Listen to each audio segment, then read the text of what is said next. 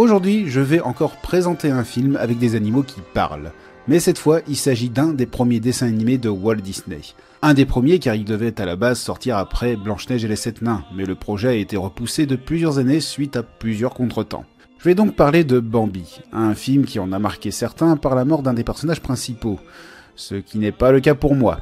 Enfin, si, mais je n'ai jamais pleuré devant la mort de la mère de Bambi. Et avant de me traiter de monstre sans cœur, laissez-moi d'abord parler du film. Bambi est un film réalisé par David D. Hand, sorti pour la première fois au cinéma en 1942. Oui, comme Pinocchio, en pleine Seconde Guerre mondiale. L'histoire est celle du roman écrit par l'auteur autrichien Felix Salten en 1923, Bambi, eine Lebensgeschichte aus dem Wald, ou Bambi, une vie dans les bois en français. Nous suivons la vie d'un jeune fan nommé Bambi. Il va découvrir pendant toute sa jeunesse la vie dans les bois. Il va découvrir la nature, les saisons qui défilent, les autres habitants de la forêt, l'amour, mais aussi les dangers qu'on peut rencontrer dans les bois, dont l'homme est en grande partie responsable. S'il y a une qualité qui saute aux yeux en regardant ce dessin animé, c'est sa qualité graphique. Vu que le film a été repoussé plusieurs fois, les animateurs n'ont pas arrêté d'essayer de l'améliorer pour le rendre encore plus beau. Quand on compare la forêt dans Blanche-Neige et celle de Bambi, il y a tout de même une grande différence. Dans Bambi, on a plus de détails et d'effets graphiques qui rend cette forêt vivante. On a ici une belle représentation de la nature avec toute une variété d'animaux. Car on ne s'attarde pas que sur les cervidés dans ce film. On a des lapins, des moufettes, des perdrix, un hibou et d'autres oiseaux en tout genre. Et tout comme dans Volt Star malgré lui, les animaux ont un petit côté mignon. Cette fois-ci sans que ça soit poussé dans l'excès. En fait, Bambi est un film contemplatif. On prend le temps de montrer les choses. C'est là où je vais évoquer le premier point négatif, c'est lent. Très lent.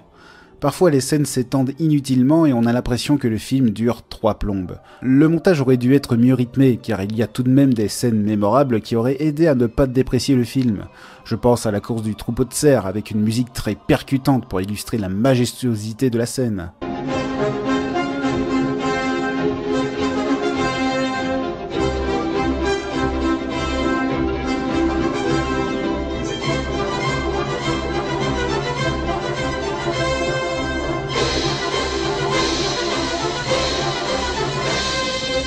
Je pense aussi au duel entre Bambi et Renaud, ou à la scène de l'incendie, qui ont tous les deux un côté très sombre.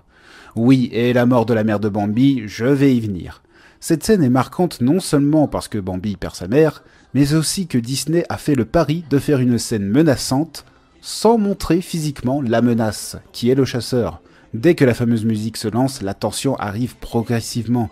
La fuite de nos deux personnages est courte mais intense. Et ce qui est encore plus ingénieux, c'est qu'on n'a pas besoin de montrer la mort de la mère de Bambi. Dès que Bambi est seul à courir, on le sait déjà qu'il est devenu orphelin. Bon, après j'ai dit que je n'ai jamais pleuré devant la mort de la mère de Bambi. J'en ai pas le souvenir en tout cas. Sans doute parce que j'ai connu d'abord la mort de Mufasa dans Le Roi Lion, qui me rend toujours triste aujourd'hui parce qu'on voit carrément son cadavre. Du coup, la mort de la mère de Bambi ne me marque pas tant que ça, car j'avais déjà vu pire avec Le Roi Lion. La musique dans son ensemble est bonne. J'ai une préférence pour la chanson de la pluie, qui reste bien en tête une fois que tu l'as entendue, mais elle n'est pas insupportable pour autant. Les chansons de Bambi mettent l'accent sur des chants qui font penser aux chants d'opérette, dans la version française tout de moins. Je chante pour toi est aussi une belle chanson, même si elle accompagne la scène d'amour entre Bambi et Féline. Celles et ceux qui ont suivi la première saison du calendrier de Pliskin, vous savez que je n'aime pas ce genre de scène dans les Disney. Je les trouve toujours nunuches ou cuculapraline pour parler vieux. Pour résumer, ce film aurait été mieux placé dans mon classement s'il n'y avait pas cette lenteur qui plombe certaines scènes. C'est un film contemplatif qu'il faut le regarder pour admirer la nature, mais une fois qu'on a compris qu'on voit de belles choses, il faut que l'intrigue avance, sinon on s'ennuie. Mais si vous aimez voir de beaux dessins, Bambi ne vous décevra pas. Pour certaines scènes, on a l'impression de regarder le tableau d'un peintre naturaliste. Après, le reste du film est assez bon. À part peut-être certains personnages comme Pan-Pan que je trouve irritant à certains moments. Je pense qu'il faut aimer les films contemplatifs pour aimer Bambi. Il a peut-être beaucoup vieilli, mais sa qualité graphique reste agréable à regarder.